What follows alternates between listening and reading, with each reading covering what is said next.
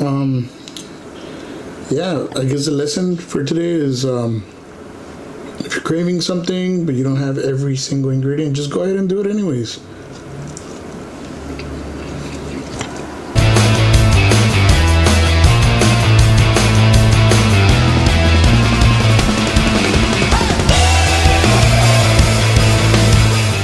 It requires potatoes, and ideally you want to peel the potatoes because typically they would be the normal size potatoes. These are fingerling potatoes, so I'm gonna break the rules like 2 or 3 times in this recipe or this dish. So as you can see, to peel this, it'll be kind of tedious to peel like all these potatoes. So what I'm gonna do is I'm just gonna be brave and suck it up and use the potatoes as is, and half, then half again, and then half the other way. So long ways half, flip, long ways half, and half the other way. Is this gonna work out? I have no clue. But I'm hungry, and whatever comes out of this should suffice. You know me, we're gonna use a pan here, and we're gonna add a little bit of animal fat. Try to turn this first before I... There you go. The quantity is just enough to cover the potatoes, the entire amount of potatoes. We don't want it swimming in fat or oil. If you do decide to use oil, I know the traditional recipe in Spain, they drench the potatoes with oil, but we are not gonna do that. So once the fat is nicely melted, we're gonna add onion. I forgot to mention, if you have any onions laying around, just go ahead and dice them or julienne them. I'm gonna add the onions. I'm gonna let these caramelize a little bit. Let them get a little bit of color, and then we're gonna put the potatoes.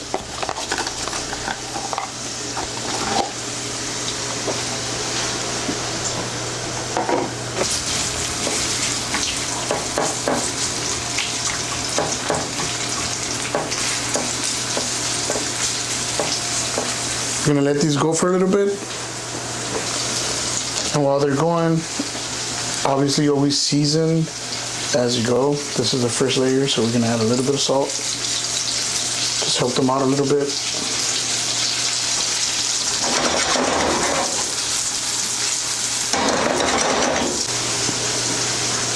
Once the onions start to kind of get translucent, and I don't know if you can see some of it on the edges, they're getting a little bit of color. We're gonna go ahead and add the potatoes.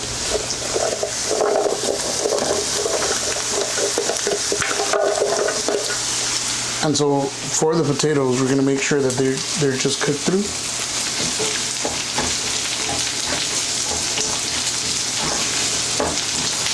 Make sure that every single potato has some of the fat. If you feel you need more fat, you can always add a little bit more. I think I'm gonna add just a little bit more.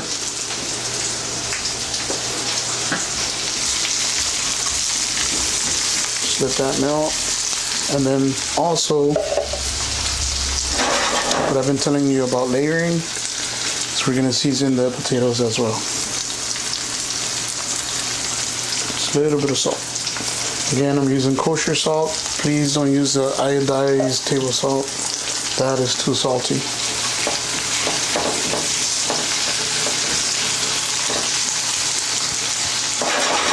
So we're gonna let these go until they're nice and soft. So that nice color right there, nice caramelization on the potato and the onion, specifically the onion.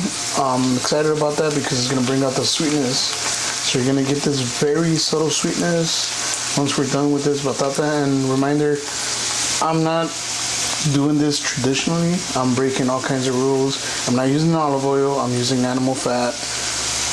I didn't peel my potatoes, left them with the skin on, and I'm using fingerling potatoes. So we're breaking rules today, but when hunger strikes, so those crazy ideas. What we're looking for is for the potatoes to be nice and soft. Once they're nice and soft, we're gonna let them cool down a little bit and we're gonna add it to the egg. So I'm trying to poke here. Seems like it's nice and soft. Let's try it.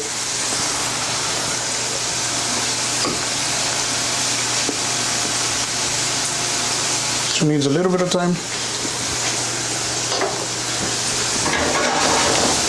So this is what I'm looking for. You can obviously do less caramelization, but I don't know about you, but I love fried onions and I love crispy potatoes. So I'm gonna kind of, violate the rules again and mix this with my egg. We've got a couple of eggs.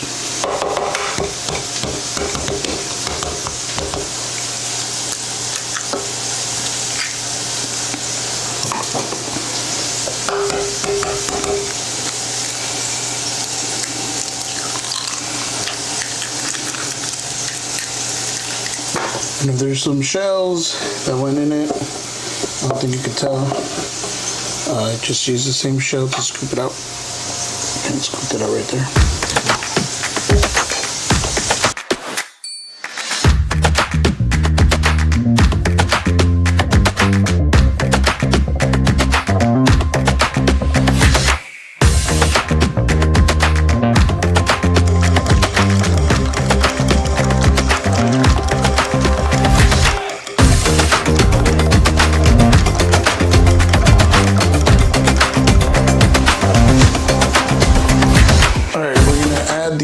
Potatoes.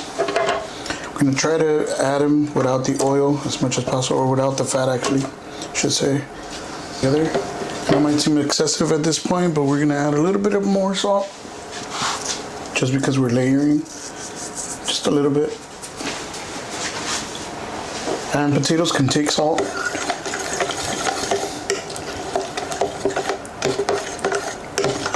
Have that mixture nice and ready all the way. Make sure it's all covered, and we're gonna add this back to our saute pan. As you can see, most of the fat stayed in the pan, so what we're gonna do is we're gonna now add our mixture.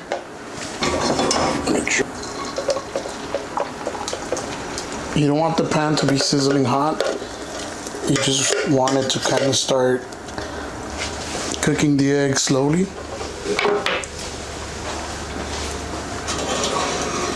As you can see on the edges, it's starting to cook. That's what you want. Time, so it's going to take about anywhere between 2 to 5 minutes to get it to where we have to flip it. I'm not sure if this is going to work anyways, and I think this is a little too thin, but nonetheless we're gonna give it a go. Let some of it go on there. See if it kind of gets taller, because when I flip it, I don't want all this loose egg to go all over the place. So I'm taking my precautions because I've never done this before.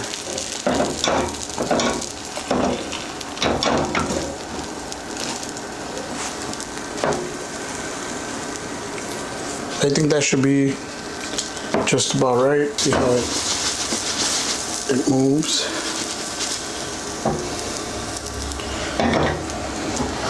So here goes nothing. We're gonna cover it with the plate, and then we're just gonna go ahead and flip it without thinking about it.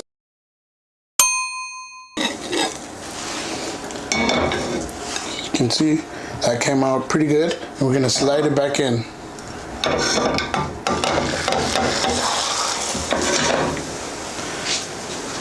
You can kind of see where we were letting it go for a bit, which is fine. That's kind of the color we wanted. This is a little too pale, but I mean, we're hungry, so we're gonna eat it. It's the first time making a recipe the wrong way, so we learn from this, and I kind of want to purposely show you that recipes have wiggle room as long as you kind of get the techniques down. If you're missing ingredients, you can make up for it. If you're missing a certain tool, you can make up for it. In this case, we just purposely didn't use the right ingredients, and it still kind of worked. So I guess today's lesson is, if you're craving something and you don't have the ingredients, do it anyways. As you can see, this pretty much slides on its own. Wow, look at that. piece of it.